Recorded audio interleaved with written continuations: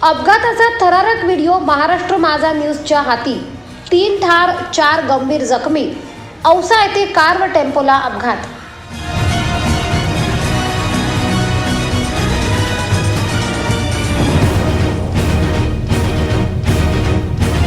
लातूर औसा हायवेवर अपघाताची मालिका सुरूच आहे.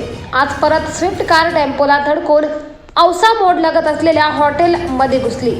हॉटेल बाहेर चहा पीत बसलेले नागरिक यांच्यावर ही कार जाऊन आदळल्यामुळे जागीच 3 जणांचा मृत्यू झाला असून 4 जण गंभीर जखमी झाले आहेत. जखमींना लातूर येथे शासकीय रुग्णालयात उपचारासाठी दाखल करण्यात आले आहे. काही दिवसांपूर्वी ज्येष्ठ पत्रकार रमेश लोंढे यांनी या ठिकाणी उड्डाणपूल करण्यात यावे म्हणून उपोषणाला बसले होते.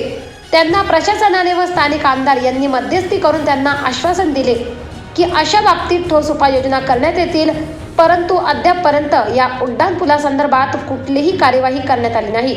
दिवसागणिक या अपघाताची मालिका सुरूच असून सर्वसामान्य नागरिकांचे प्राण धोक्यात आलेले आहेत. तरी या ठिकाणी लवकरात लवकर उड्डाणपूल निर्माण करण्यात यावा अशी नागरिकांमधून मागणी होत आहे.